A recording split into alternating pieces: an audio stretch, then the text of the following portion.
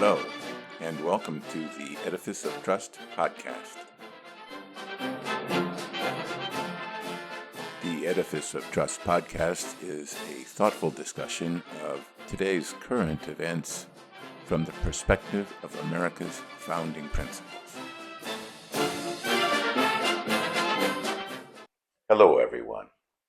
Referring to the infamous Nicaraguan dictator, Franklin Delano Roosevelt famously said, quote, "Somoza may be a son of a bitch, but he's our son of a bitch." It appears that lame duck President Biden applies the same type of differentiation to oligarchs circling around the presidency. In his somewhat rambling, disjointed farewell address, President Biden warned us about a danger that confronts our democracy, quote, "The concentration of power and wealth. It erodes a sense of unity and common purpose. It causes distrust and division," unquote. He further warned, quote, "An oligarchy is taking shape in America of extreme wealth, power, and influence that literally threatens our democracy, our basic rights and freedoms, and a fair shot for everyone to get ahead," unquote. Of course, the oligarchs Mr. Biden is talking about are the billionaires trekking to Mar-a-Lago seeking an audience with President-elect Trump, as compared to the oligarch that was given the Presidential Medal of Freedom by the lame duck president a few weeks earlier.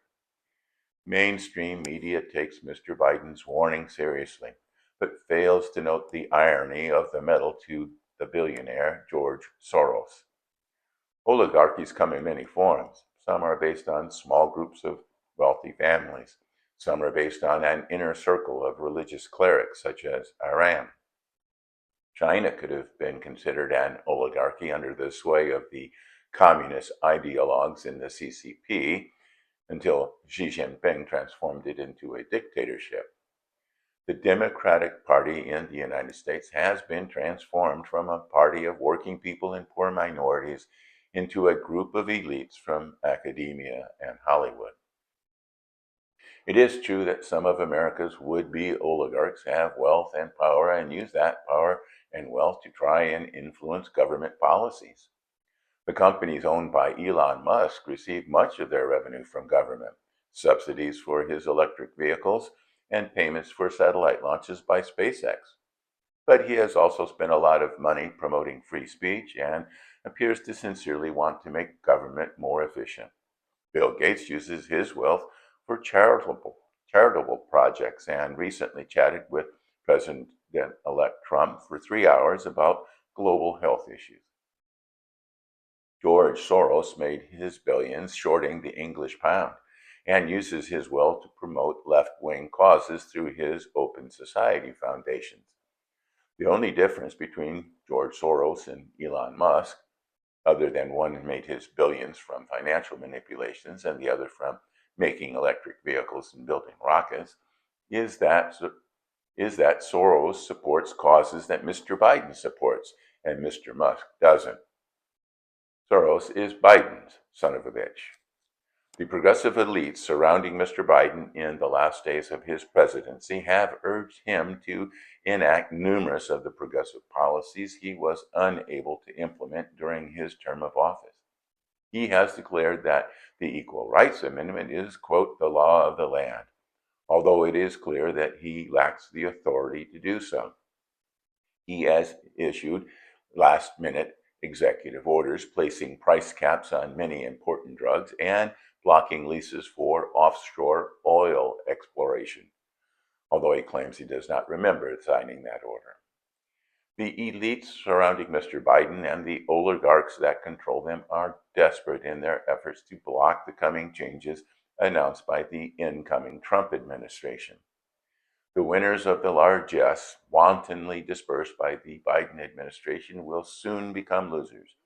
Many billionaires are trekking to Mar-a-Lago to dine and hobnob with Mr. Trump. But those billionaires, although they have great wealth and power, are unlikely oligarchs. They are self-made men who compete against each other more than work together, not an organized group with a secret agenda. Oligarchs are attracted to political power like hyenas are attracted to rotted flesh. The founders understood this principle, which is why they tried to limit the power of government. The Biden administration attempted to increase the power of the executive, undoing the checks and balances installed by the founders. He reiterated those policies in his farewell address. And while Mr. Trump wants to reduce the role of the administrative state and to disperse bureaucrats across the country, he also wants to increase the power of the White House. Mr. Biden ultimately failed in his attempt to undo constitutional checks and balances. And while we hope Mr. Trump has a successful term in the White House, we also hope that 4 years from now, we still have the decentralized, limited, and somewhat inefficient democratic republic that the founders bequeathed to us. Thanks for watching.